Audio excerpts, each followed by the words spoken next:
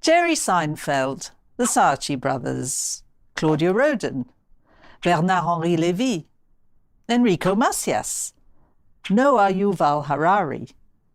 You might have heard of at least one of these people. They are all individuals who have made their name in various fields: television, advertising, philosophy, cookery, entertainment, science. What do they all have in common? They are, or descend from, Jewish refugees from Arab or Muslim lands. Yet when the world speaks of Middle Eastern refugees, it means Palestinian Arab refugees. The truth is, there were more displaced Jews from Arab countries since 1948 than Palestinians from Israel.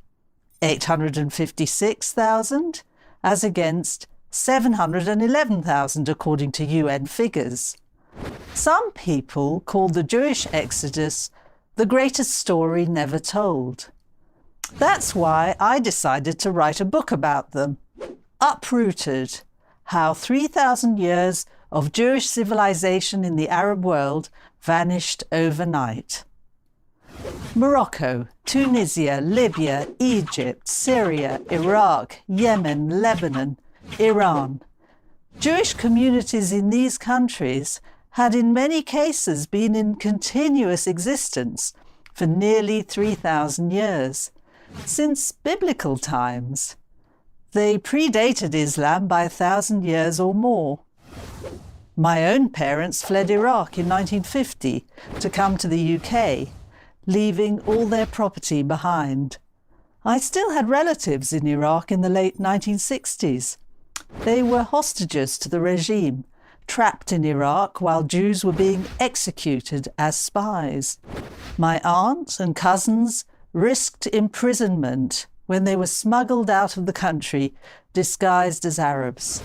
After the 7th century Arab conquest, Jews, together with other indigenous peoples, found themselves subject to currents of Arabization and Islamization sweeping the region. Like Christians, Jews became dhimmis. This status gave non-Muslims few rights. They were allowed to practice their religion as long as they forfeited their right to self-defense on payment of a tax. In spite of their inferior status, the occasional pogrom and forced conversion, Jews made great contributions to their societies. They comprised up to a third of the residents of Baghdad. They were poets, thinkers, actors, translators, traders, musicians. The 20th century saw the rise of Nazi-inspired nationalism and Islamism. The Arab world imported European ideas of Jewish conspiracy and control. The Palestinian Mufti of Jerusalem, Haj Amin al-Husseini, who collaborated with the Nazis, was a particularly malign influence. He planned to kill the Jews wherever he found them, not just in Palestine, but across the Arab world.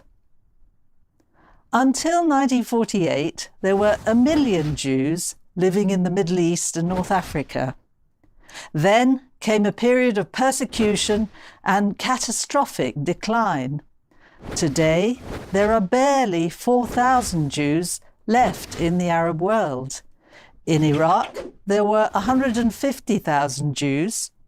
Today, there are 5. In Algeria, there were 130,000 Jews. Today, there are none. In Egypt, there were 80,000 Jews. Today, there are 13 or fewer. In Libya, there were 38,000 Jews. Today, there are none. There are still functioning communities in Morocco and Tunisia, but these comprise barely 1% of their former Jewish populations. Communities in Turkey and Iran have also dwindled dramatically in the last few decades. Needless to say, the Jews lost a huge amount of lands and property. Some say it is worth twice what the Palestinians left behind in Israel. The Jewish exodus is often linked with the creation of Israel, as if to infer that Israel caused the mass flight of Jews. In fact, Israel saved vast numbers of Jews from persecution and death. It organized mass airlifts and rescue operations.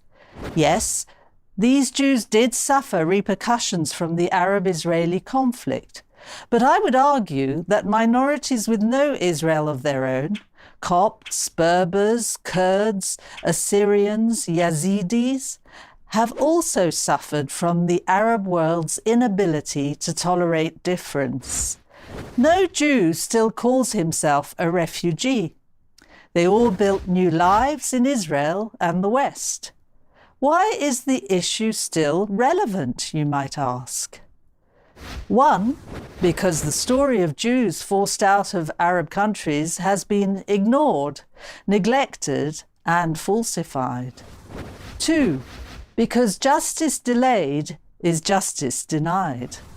Three, because the rich heritage and contribution of the ancient Jewish communities must be honoured. Four, because Arab League states need to own up to their responsibilities for victimising their non-combatant Jewish citizens. Five, because greater exposure of the cause of Jews from Arab countries can help bring about reconciliation and peace. Half the Jews of Israel descend from refugees driven from Arab and Muslim lands. Whether you are Ashkenazi or Sephardi, whoever you are, Jew or non-Jew, you can help raise awareness of the Jewish refugee issue. My organisation, Harif, will help you. Show a film at your school, university, community centre or synagogue. Write to your MP. Write to your representative. Complain to the press and media if you hear a report on Palestinian refugees that does not also mention Jewish refugees. The story of the Jews from Arab and Muslim countries is part of the history of the Jewish people. It must not be erased. I'm Julius, author of Uprooted, How 3,000 Years of Jewish Civilization in the Arab World Vanished Overnight, and you're watching JTV.